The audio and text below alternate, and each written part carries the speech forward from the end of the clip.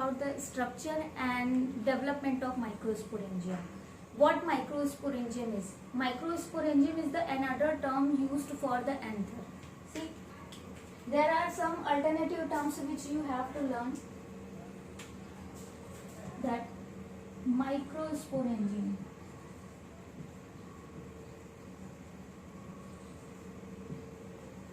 Microsporangium word is used for the anther. Okay, another term, microsporophyll.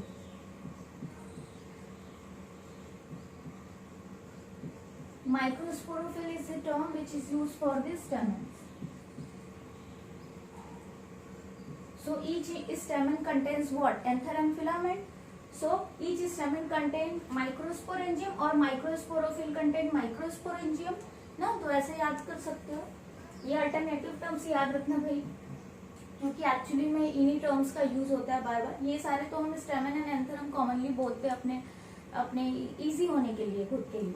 ठीक है, तो चलो स्टार्ट करते हैं. बात करते हैं कि एंथर जो है, एक नॉर्मल यंग एंथर की बात करें. We are not talking about the well developed mature anther which have many pollen grains.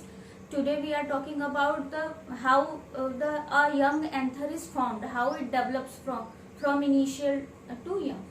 ठीक है, so सबसे पहले बात करेंगे एंथर की. तो एंथर का लास्ट क्लास में डिस्कस किया था कि most of the anthers are bilobed ना, बाइलोब्ड होते हैं. और देखो, अगर हम एक लोब की बात करें ना, तो एक लोब में 2 चैम्बर होते हैं, 2 चैम्बर्स हर लोब में.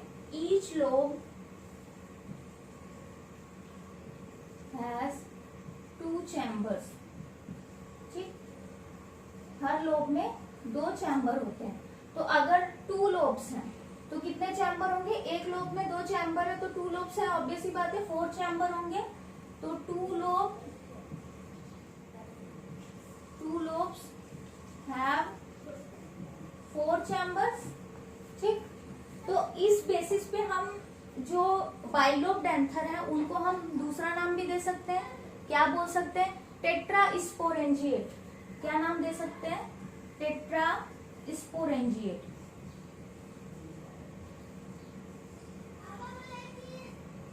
तो इन बाइलोब्ड एंथर को हम बाइसेल्ड भी बोल सकते हैं, डाइथिकस भी बोल सकते हैं, वो तो बताया ही है. तो और टेट्रास्पोरेंजिएट भी बोल सकते हैं. तो ये टर्म याद रखना कि टेट्रास्पोरेंजिएट अगर टर्म आता है तो हमारे दिमाग में ये आता है कि लोब तो 2 है तो टेट्रा क्यों बोल रहे हैं, क्योंकि टेट्रा का मीन ही होता है 4. इतना तो पता ही है. तो वहां से हम ये कंसेप्ट क्लियर कर सकते हैं कि एक लोब में 2 चैम्बर्स होते हैं, तो 2 लोब हुए 4 चैम्बर हुए. इस वजह से इसको टेट्रास्पोरेंजिएट वर्ड भी यूज किया जाता है. ठीक, चलो तो अब बात करते हैं हम माइक्रोस्पोरेंजियम की डेवलपमेंट की, यानी कि एंथर के डेवलपमेंट की.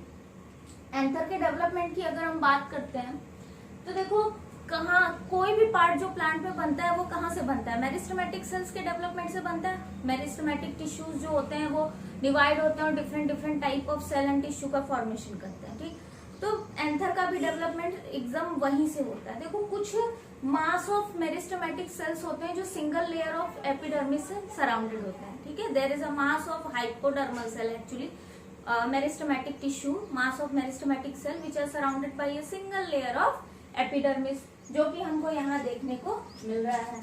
सो this is the mass of meristematic cell. ठीक, इनको हम बोल सकते हैं एपिडर्मिस हम आउटर के लिए यूज करते हैं, तो इनर के लिए हम हाइपोडर्मल यूज करते हैं.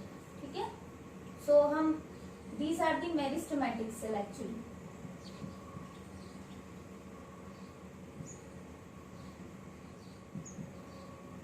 Meristematic cells. ठीक है, these are the mass of meristematic cell which are surrounded by the single layer of epidermis.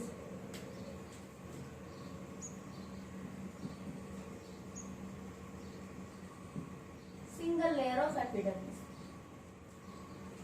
अब क्या होगा? ये जो इनर मेरिस्टेमेटिक सेल्स का मास है, इनमें से आप देखो कि जो एपिडर्मिस से जस्ट अटैच मेरिस्टेमेटिक सेल्स होते हैं या उनके जो नीचे वाले जो होते हैं कुछ लेयर्स, उनको हम हाइपोडर्मल बोल सकते हैं ना. तो these hypodermal cells, some of these hypodermal cell, इनमें से कुछ हाइपोडर्मल सेल्स जो होंगे ना वो साइज में इन लार्ज होना शुरू कर देंगे, कुछ स्पेशल टाइप के दिखना शुरू कर देंगे, साइटोप्लाज्मिक कंटेंट भी ज्यादा होगा, थोड़े से ज्यादा साइज में बड़े होंगे in comparison to other cells. ये जो सेल्स होंगे इनको हम बोल सकते हैं hypodermal cells. These hypodermal cells they start to enlarge in size ना, थोड़ा मेच्योर होना स्टार्ट करेंगे, थोड़ा अपने आप में चेंज लाना शुरू करेंगे, और जब इनमें थोड़ा चेंज आ जाएगा और थोड़े ये मेच्योर होने लगेंगे तो हम इनको बोलेंगे आर्चीस्पोरियल सेल। क्या बोलेंगे? आर्चीस्पोरियल सेल। तो यहाँ मैंने ब्लू कलर से शो किया, देखो ये डायग्राम बनाने में बहुत टाइम लगता है, इस वजह से पहले से ही बना है, ठीक है। इसको हम बोलेंगे आर्चीस्पोरियल सेल्स।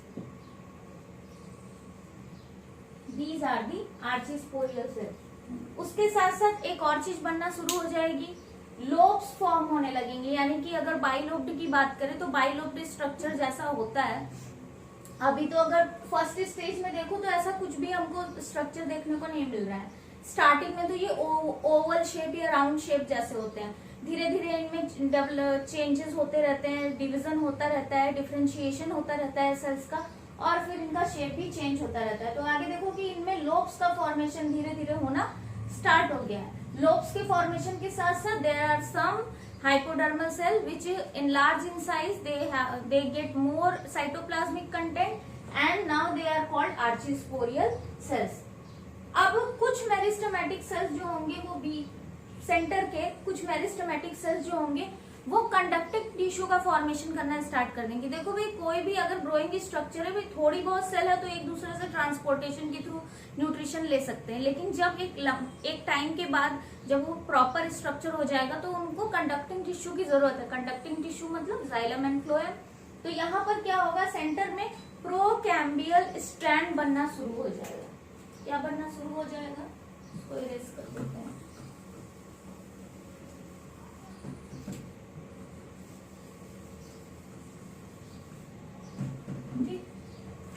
क्या बनना शुरू हो जाएगा, प्रोकैम्बियल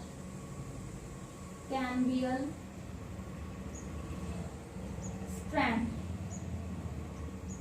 प्रोकैम्बियल स्ट्रैंड बनना शुरू हो जाएगा, यानी कि स्टार्टिंग फेज में जो है वो आपके जाइलम एंड फ्लोएम सेल्स का फॉर्मेशन स्टार्ट हो जाएगा। धीरे धीरे ये डेवलप होंगे और प्रॉपर कंडक्टिंग टिश्यू यानी प्रॉपर जाइलम एंड फ्लोएम का फॉर्मेशन हो जाएगा। चलो आगे समझते हैं। अब ये जो आर्चीस्पोरियल सेल है ना, इनमें डिवीजन हो जाएगा। अब इसको कैसे समझोगे, इसको थोड़ा सा अच्छे से समझ लेते हो, इजी तरीके से याद करने का। देखो शुरुआत कहाँ से हुई, पहले क्या था, एपिडर्मिस था, ठीक। दूसरी क्या चीज थी, हमारे पास मेरिस्टेमेटिक सेल्स थे, ठीक है।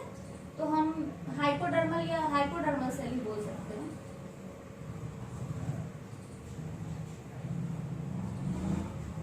ठीक है, इनको हम ब्रैकेट में मेरिस्टेमेटिक बोल लिख लेते हैं।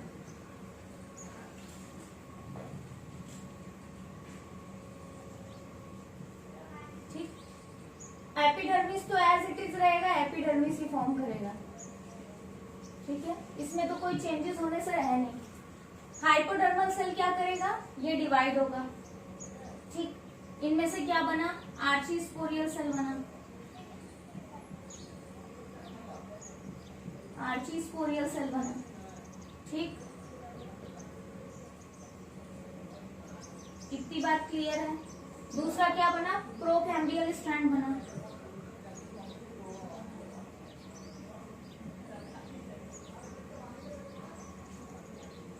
ठीक है, प्रोकैम्बियल स्ट्रैंड बना। अब ये जो आर्चीस्पोरियल सेल है ना, इनमें पेरिक्लिनल डिवीजन होगा। अब देखो पेरिक्लिनल डिवीजन क्या होता है, दो टर्म आएंगे आपको ना, बार बार ये टर्म आएंगे। एक टर्म आएगा periclinal, periclinal cell division.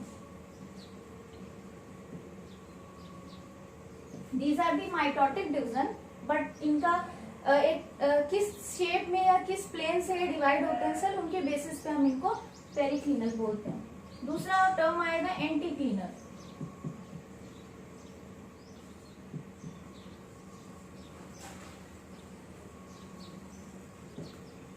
एंटीक्लिनल cell division. देखो दो टर्म आते हैं, पेरिक्लिनल सेल डिवीजन और anticlinal cell division. Periclinal cell division हम कब कहते हैं, जब सेल जो है उसके पैरेलल डिवीजन हो।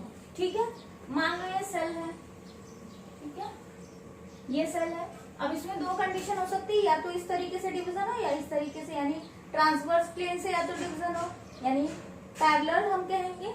अब यहाँ मान लो एक और सेल यहाँ पर, तो अगर इस तरीके से डिवीजन होगा पैरेलली, इस तरीके से, तो इस तरह के डिवीजन को हम कहेंगे पेरिक्लिनल सेल डिवीजन। पेरिक्लिनल में क्या होगा, जो सेल होगी वो फ्लैट हो जाएगी ना, चपटी हो जाएगी। तो हमारे पास किस तरह के सेल आएंगे, ऐसे, ये, ठीक, ये हुआ पेरिक्लिनल सेल डिवीजन। एंटीक्लिनल जस्ट इसका अपोजिट है। मान लो ये कोई सेल है, इनमें डिवीजन इस तरीके से होगा, तो आपके पास सेल कैसे आएंगे, समझ में आया। तो आर्चिस्पोरियल क्या सेल्स क्या करेंगे, पेरिक्लिनल डिवीजन करेंगे, यानी पैरेलल प्लेन से डिवाइड होंगे, यानी ट्रांसवर्स प्लेन से डिवाइड होंगे।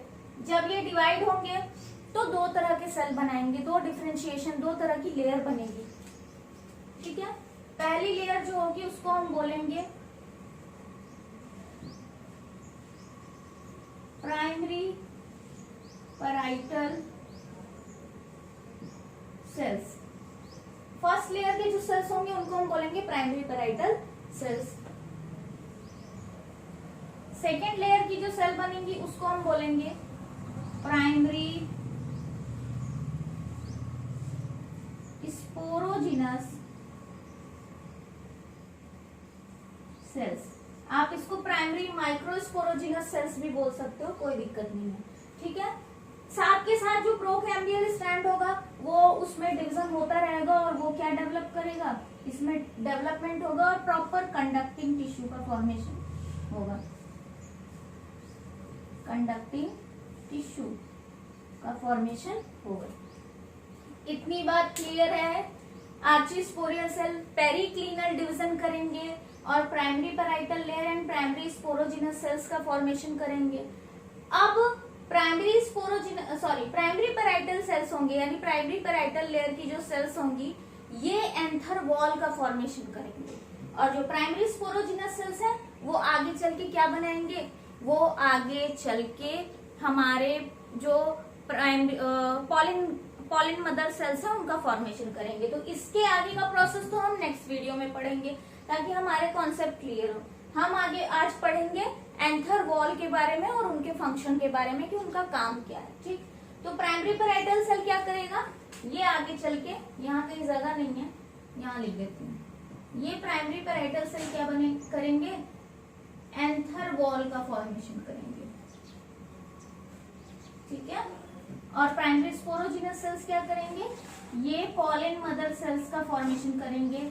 ठीक है, और फिर पॉलिन मदर सेल्स से हमको क्या मिलेगा, pollen grains. I think so यहाँ तक कॉन्सेप्ट क्लियर होना चाहिए। ठीक, अब हम बात करेंगे कि कौन कौन से एंथर वॉल होते हैं, फिर उनके फंक्शन के बारे में डिस्कस करेंगे।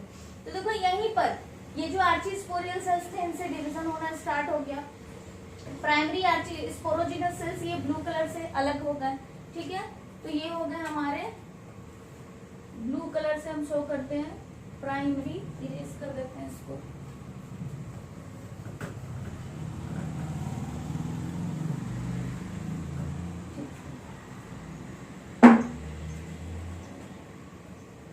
प्राइमरी स्पोरोजिनस सेल्स, ठीक, प्राइमरी स्पोरोजिनस सेल्स ये एज इट इज रहेंगे। ठीक, साथ के साथ यहाँ पर देखो एपिडर्मिस एज इट इज है। क्या हुआ, जो प्राइमरी पैराइटल सेल्स थे उनमें कई सारे पेरिक्लिनल एंटीक्लिनल, यानी कि ये अल्टरनेटिव फॉर्म में ये डिवीजन होते रहेंगे, क्योंकि अगर सिर्फ पेरिक्लिनल होगी तो सेल थिन होता जाएगा। एंटीक्लिनल होगा तो लॉन्गिट्यूडनली हमको बहुत सारे लेयर्स मिल जाएंगे, बहुत सारे अरेंजमेंट, सेल एक सेल के बाद दूसरा तीसरा सेल बनता जाएगा, लॉन्गिट्यूडनली वो थिन होते जाएंगे। तो हमको ऐसा तो सेल चाहिए नहीं, हमको क्या चाहिए, हमको मास्क, एक प्रॉपर लेयर बनानी है तो हमको मास्क चाहिए, और वो मास लेयर की फॉर्म में अरेंज हो तो पेरिक्लिनल डिवीजन होगा, फिर एंटीक्लिनल डिवीजन होगा, पेरिक्लिनल डिवीजन होगा, एंटी, इस तरह से अल्टरनेटिव डिवीजन होंगे। किनमें? Primary parietal cell. ये जो प्राइमरी पेराइटल सेल्स हैं ये कई सारे अल्टरनेटिव डिवीजन करेंगे, पेरिक्लिनल एंटीक्लिनल, और फॉर्म करेंगे एंथर वॉल। तो पहला जो एंथर वॉल फॉर्म होगा उसको हम बोलते हैं endothecium. Just beneath, just below the epidermis, epidermal layer के जस्ट नीचे जो वॉल बनेगी उसको हम बोलेंगे एंडोथीसियम। एक्चुअली मुझे दूसरा कलर यूज करना चाहिए, ठीक है। This layer is called endothecium. यहाँ पर भी हम शो कर सकते हैं, दिस इज एंडोथीसियम। तो यहाँ की जगह यही पढ़ते हैं। एंडोथीसियम के जस्ट नीचे हमको कुछ मल्टीपल लेयर ऑफ सेल्स दिखेंगी, ठीक है। 2 से 3 लेयर की सेल्स होंगी, उनका अरेंजमेंट होगा। ये सेल्स बहुत थिन होती हैं। इन सेल्स को, इन लेयर को हम बोलेंगे मिडल लेयर, ठीक है।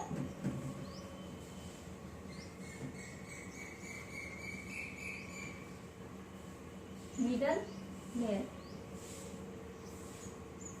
सबसे आउटर मोस्ट क्या था? एपिडर्मिस था, इसको भी लिख लेते हैं।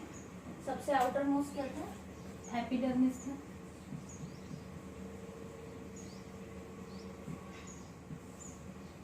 सबसे आउटर मोस्ट एपिडर्मिस था। एपिडर्मिस फर्स्ट नंबर पे, आउटर से इनर चलते हैं। सेकेंड पे हमारा एंडोथीसियम आया, थर्ड पे हमारे मिडल लेयर आए जो कि 2 से 3 लेयर है इनका, इसका नाम है tapetum.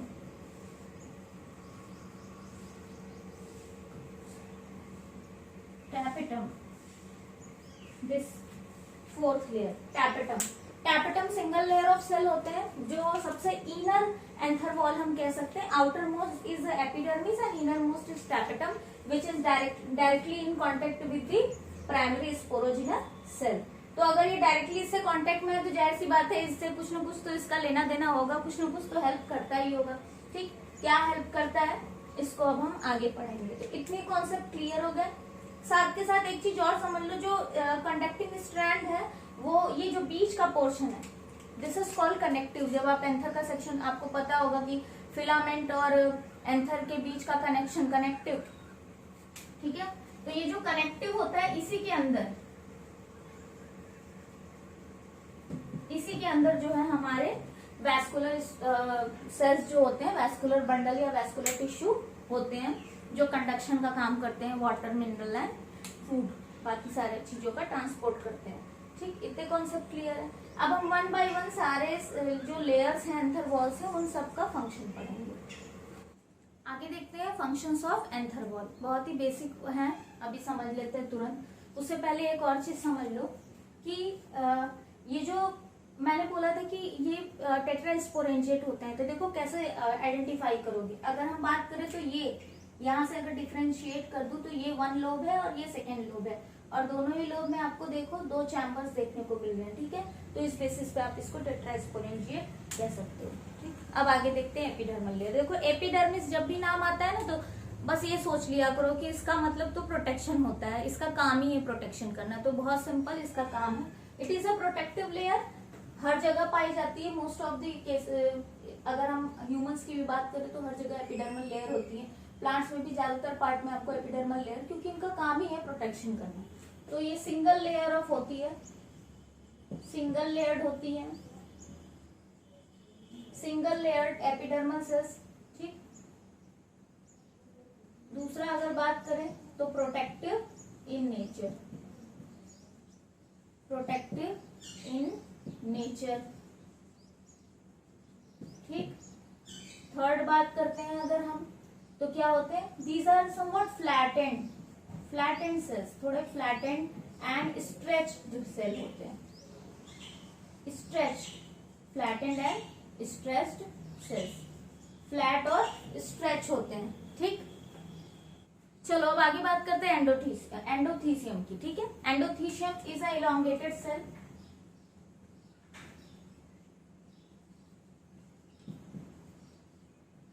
these are elongated cells। अगर देखो तो ये देखो कुछ इलोंगेट स्ट्रक्चर, अगर इनको कंपेयर करो तो these are फ्लैट स्ट्रक्चर, ठीक है। these are flat and stretch, खींचा हुआ सा लग रहा है, इनको देखो तो ये देखो इलोंगेटेड लग रहे हैं, लंबे लंबे से दिख रहे हैं, तो these are elongated cell. They have callose, callose thickening, इनमें क्या होती है, कैलोज थिकनिंग होती है, ठीक, इतनी बात क्लियर है। And they are radially and very compactly arrange, radially and compactly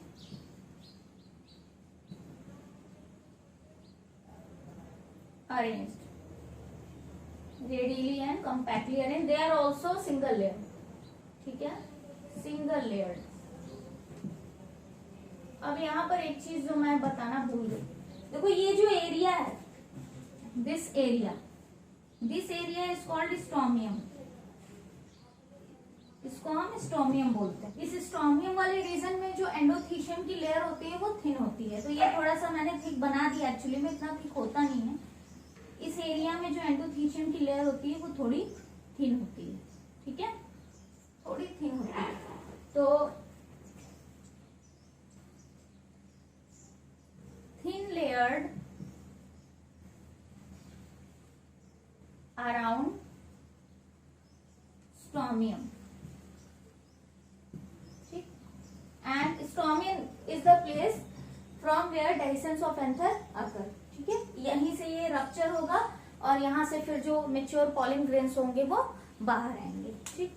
चलो मिडल लेयर पे आप बात करते हैं। मिडल लेयर का कोई ऐसा कुछ स्पेसिफिक फंक्शन तो नहीं है, but these are 3 to 4 layer, 3 से 4 मैं ज्यादा ही बोल दी, 2 से 3 ही लेयर होते हैं, लेयर, ठीक है। और इनका जो सेल होता है ना वो थिन होता है, ठीक है, cells are thin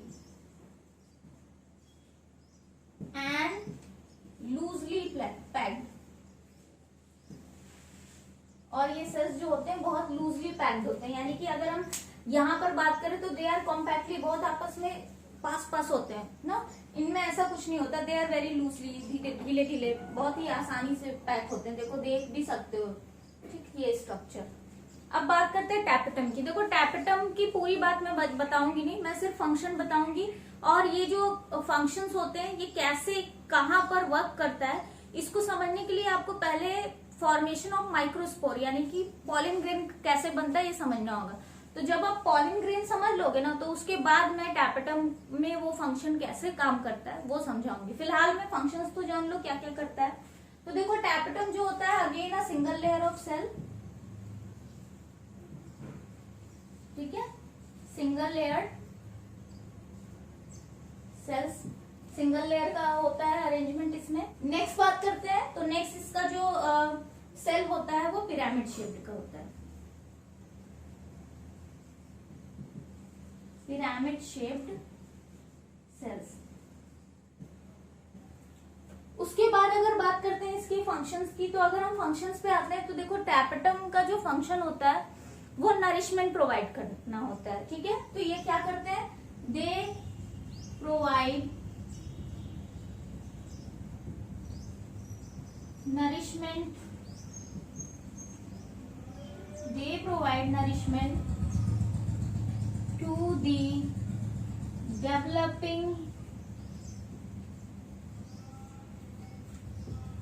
developing PMC और स्पोरोजिनस टिश्यू या पॉलिन मदर सेल्स, हम कुछ भी बोल सकते हैं क्योंकि ये सारे स्पोरोजिनस टिश्यू से ही फॉर्म होते हैं। तो डेवलपिंग जो स्पोरोजिनस टिश्यू होते हैं या पॉलिन मदर सेल्स जो होते हैं उनको नरिशमेंट प्रोवाइड करते हैं ताकि वो फर्दर डिवाइड हो सके और पॉलिन ग्रेन का फॉर्मेशन कर सके।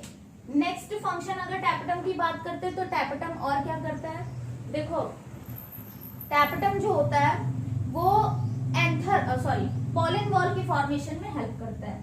So help in formation of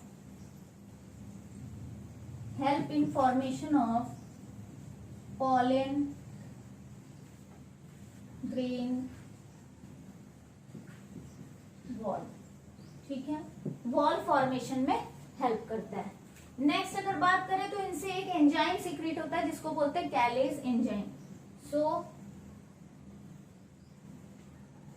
secrets कैलेज enzyme, ठीक है।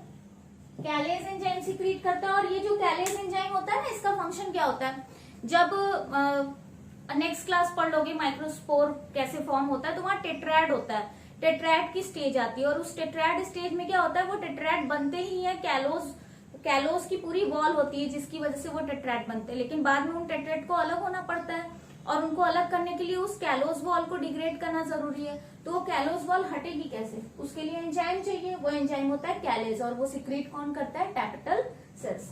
देखो टैपेटल सेल्स की एक और चीज समझ लो कि दे हैव प्रोमिनेंट न्यूक्लियाई, इनका न्यूक्लियाई जो होता है वो प्रोमिनेंटली प्लेस्ड होता है, यानी कि हैव प्रोमिनेंट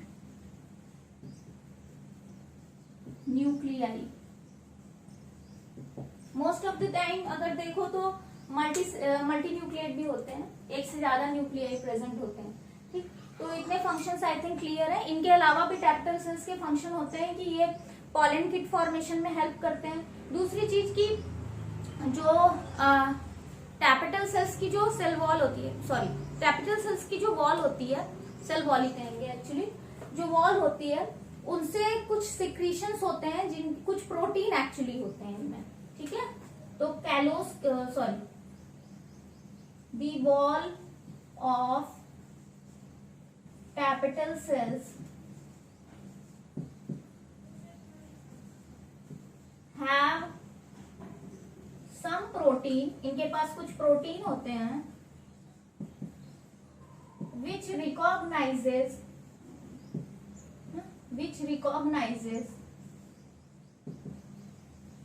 the compatible